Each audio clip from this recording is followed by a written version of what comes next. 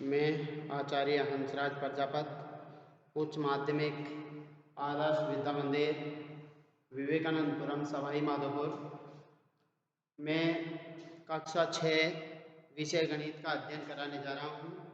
प्रश्नावली 11.2 यानी बीज गणित भाग 2 यानी कि 3 सवाल अपन पहले वाले वीडियो में कर चुके हैं। सवाल नंबर 4 की बात कर रहे हैं। तो सवाल नंबर 4 क्या है? वृत्त का एक व्यास वह रेखाखंड है जो वृत्त पर उसके दो बिंदुओं जो वृत्त पर स्थित दो बिंदुओं को जोड़ता है। क्या कह रहा है? यानी कि व्यास की परिभाषा दे रखी है आपको। किसकी परिभाषा?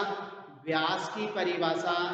वृत्त का वह रेखाखंड, वृत्त का व्यास वह रेखाखंड है जो वृत्त पर स्थित दो बिंदुओं को जोड़ता है। यानी वृत्त की परिधि पर स्थित दो बिंदुओं को जोड़ने वाला रेखाखंड जो वृत्त के केंद्र से होकर गुजरता है। यानी वह रेखाखंड जो वृत्त के केंद्र से होकर गुजरता है तथा दोनों रेखाखंड के दोनों बिंदु क्या हो? वृत्त की परिधि पर हो, तो वह क्या कहलाता है? वृत्त का व्यास कहलाता है। तो व्यास की परिभाषा दे रखी है आपको। किसकी परिभाषा? व्यास की परिभाषा दे रखी है। वृत्त का एक व्यास वह रेखाखंड है जो वृत्त पर स्थित दो बिंदुओं को जोड़ता है और उसके केंद्र से होकर जाता है। जैसा कि संलग्न चित्र 11.12 इस चित्र का पॉइंट दे रखा है अपन को। चित्र क्रमांक कितना है? ये 11.12 है। तो इसमें दे रखा है AB वृत्त का क्या है? व्यास है। C इसका क्या है? केंद्र है। वृत्त के व्यास को उसकी त्रिज्या R के पदों में लिखना है। किसके पदों में? R के पदों में व्यक्त करना है। तो अपन यहाँ देखो, ये आपका व्यास हो गया। क्या हो गया? व्यास। वृत्त का व्यास बराबर अपन को क्या दे रखा है? AB दे रखा है। क्या दे रखा है?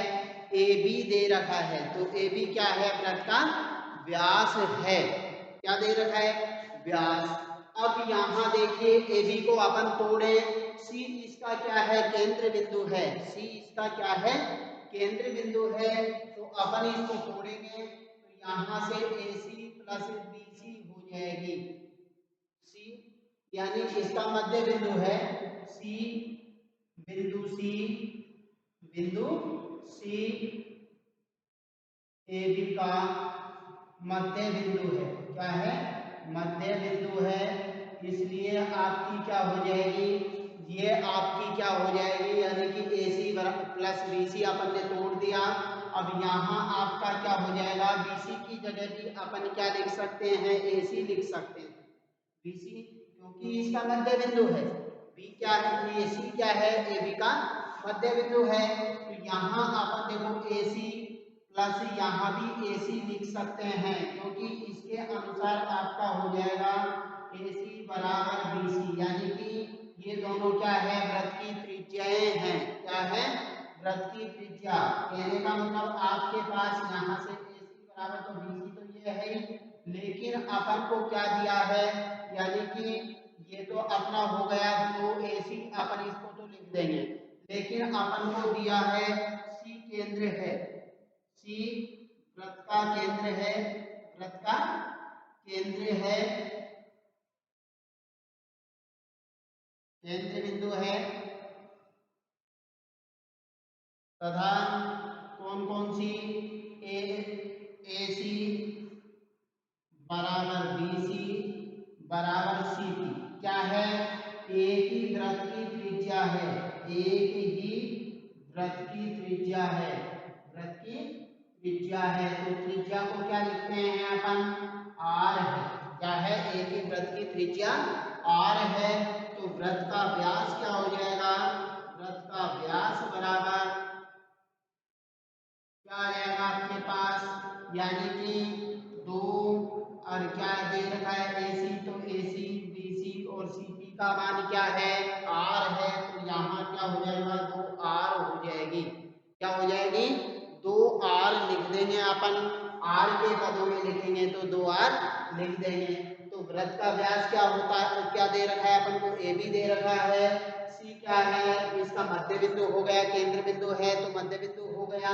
तो यहाँ अपन ने AB को तोड़ा AC प्लस BC, फिर क्या दिया है C बिंदु क्या है, AB का मध्य बिंदु है, तो AC बराबर क्या हो जाएगी आपकी BC हो जाएगी। तो एक BC की जगह पे अपन ने क्या लिख दिया, AC लिख दिया। क्या लिख दिया, BC की जगह AC लिख दिया। तो ये एक बार AC कितना हो गया, 2 बार AC हो गया। फिर अपन ने क्या दे रखा है अपन को, C वृत्त का क्या है, केंद्र बिंदु है, तथा AC बराबर BC बराबर CP क्या है, एक ही वृत्त की त्रिज्या है, और त्रिज्या को किससे निरूपित करते हैं, R से। इसलिए वृत्त का व्यास बराबर क्या हो जाएगा, तो AC की जगह पे अपन क्या लिख देंगे, R लिख देंगे। क्या लिख देंगे, R लिख देंगे। तो वृत्त का व्यास क्या हो जाएगा, 2R हो जाएगा। कितना हो जाएगा, 2R हो जाएगा। अब देखिए सवाल नंबर 5। देखिए भैया, यानी कि अपन ने 4 सवाल कंप्लीट कर लिए। 5वां सवाल क्या है, देखो पढ़ने में बड़ा है, वैसे कुछ भी नहीं है सवाल, तो वो सीधा है। 3 संख्याओं 14, 27 और 13 के योग पर विचार कीजिए। यानी कि अपन को क्या दे रखी है, 3 संख्याएं दे रखी है। कितनी, 3, 14 है, 27 है और 13 है, पर विचार कीजिए। हम यह योग 2 प्रकार से ज्ञात कर सकते हैं। कितने प्रकार से, 2 प्रकार से। तो पहला क्या दे रखा है, देखो ए में देखिए, आपको ए में दे रखा है, कौन से में, ए में क्या दे रखा है, हम पहले 14 और 27 को जोड़कर, कितना, 14 और 27 को जोड़कर 41 प्राप्त कर सकते हैं। कहने का मतलब यानी कि 14 और 27 को आप जोड़ेंगे तो आपके पास कितना आएगा, 41 प्राप्त कर सकते हैं, यानी कि 41 आएगा। और फिर 41 में 13 जोड़कर, यानी 41 में यदि आप 13 जोड़ते हैं तो कुल योग 54 प्राप्त होता है। कितना होता है, 54 प्राप्त होता है। फिर प्राप्त कर सकते हैं। या दूसरा तरीका है आपके पास, देखो हम पहले 27 और 13 को जोड़ दें। किसको, 27 और 13 को, यानी कि 14 को जोड़ दें और 27 और 13 को जोड़कर 40 प्राप्त कर सकते हैं। कितना, 40 प्राप्त कर सकते हैं। और फिर इसे 14 में जोड़कर कुल योग 54 प्राप्त कर सकते हैं। इस प्रकार यानी कि इसको अपने लिखने का तरीका क्या हो जाएगा, 14 और 27 दोनों को जोड़ दिया, दोनों को ब्रैकेट में लिख दिया। फिर आपने 13 को जोड़ा, कितने को जोड़ा, 13 को जोड़ा, तो ये आपका कितना प्राप्त हुआ था, 54। इसी के अनुसार बराबर में दे दिया। फिर दूसरे में क्या दे रखा है उसने, देखो पहले 14 प्लस क्या लिख दिया, 27 प्लस 13 लिख दिया। कितना, 27 प्लस 13, तो ये लिखा हुआ है। अब दोनों का योग कितना है, 54 है। क्या है, 54 है। अब आगे और हिंदी दे रखी है, उसमें क्या है, देखो ऐसा केवल 3 संख्याओं के लिए किया जा सकता है। ऐसा अपन कितनी संख्याओं के लिए, 3 संख्याओं के लिए कर सकते हैं। यह गुण संख्याओं के योग का साहचर्य गुण कहलाता है। कौन सा गुण कहलाता है, साहचर्य गुण। कौन, किसका, योग का साहचर्य गुण कहलाता है। कौन, किसका, योग का साहचर्य गुण कहलाता है। इस गुण को, जिसे हम पूर्ण संख्याओं के अध्याय में पढ़ चुके हैं, यानी कि पूर्ण संख्याओं का अध्याय था, उसमें अपन इसको पढ़ चुके हैं। चर ABC का प्रयोग करते हुए एक व्यापक रूप में लिखिए। यानी कि अपन को इसका नियम बनाना है। क्या बनाना है, नियम बनाना है A, B और C के रूप में। तो अपन पहला चर क्या है आपका, देखो पहला चर आपका क्या है, A है। दूसरा चर क्या है आपके पास, दूसरा चर आपके पास B है। और तीसरा चर क्या है आपके पास, तीसरा चर आपके पास C है। क्या है, C है। तो अपन इसी योग के अनुसार इसको रख दें तो आपके पास साहचर्य नियम का, यानी कि एक व्यापक नियम प्राप्त हो जाएगा। कहने का मतलब ABC के रूप में ये व्यापक नियम हो जाएगा। तो अपन देखो यहाँ से पहला चर यानी कि अपन इस 14 की जगह पे A लिख देते हैं, तो आपका ये हो जाएगा व्यापक पद क्या हो जाएगा, साहचर्य का व्यापक पद, साहचर्य योग का व्यापक पद, व्यापक पद क्या हो जाएगा आपके पास। देखिए पहला अपना क्या है, यानी कि पद लिखते हैं अपन, तो अपने पास पहला चर है A, क्या है A है। फिर अपन को देखो यहाँ से प्लस का चिन्ह दे रखा है, प्लस का चिन्ह लिख दिया अपन ने और B लिख दिया और जोड़ यानी कि ब्रैकेट के अंदर बंद कर दिया, यानी कि पहली दो संख्याओं को जोड़ा और किसका चिन्ह यानी कि ब्रैकेट के अंदर बंद कर दिया। फिर आपने जोड़ का चिन्ह लगा दिया और तीसरी संख्या कितनी थी आपकी 13, तो 13 अलग थी, तो उसी के अनुसार आपका तीसरा चर क्या है C, उसी को आपने ऐसे कैसे ही बाहर रख दिया। फिर बराबर का चिन्ह दे रखा है आपको, देखो ये बराबर का चिन्ह, तो उसी के अनुसार बराबर का चिन्ह दे दिया अपन ने। पहले चर को उसने बाहर दिया है, तो पहला चर क्या है A है, तो A को आपने बाहर दे दिया, क्या कहाँ दे दिया, बाहर दे दिया। फिर जोड़ का चिन्ह है आपके पास, देखिए जोड़ का चिन्ह, तो जोड़ का चिन्ह लगा दिया। फिर आपको ब्रैकेट के अंदर 27 प्लस 13 दे रखा है, यानी कि दूसरा चर प्लस तीसरा चर, तो दूसरा चर आपके पास B है और तीसरा चर क्या है आपके पास C है। तो यह हो गया आपका साहचर्य, यानी योग में साहचर्य का व्यापक पद क्या हो जाएगा, A प्लस B ब्रैकेट के अंदर हो जाएगा, फिर प्लस C बाहर आ जाएगा, बराबर यानी कि A प्लस फिर ब्रैकेट के अंदर B प्लस C हो जाएगा।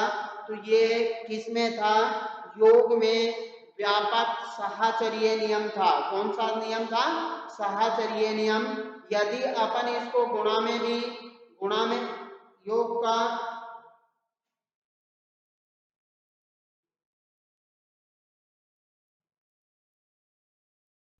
यदि अपन इसको गुणा में भी करना चाहें तो साहचर्य का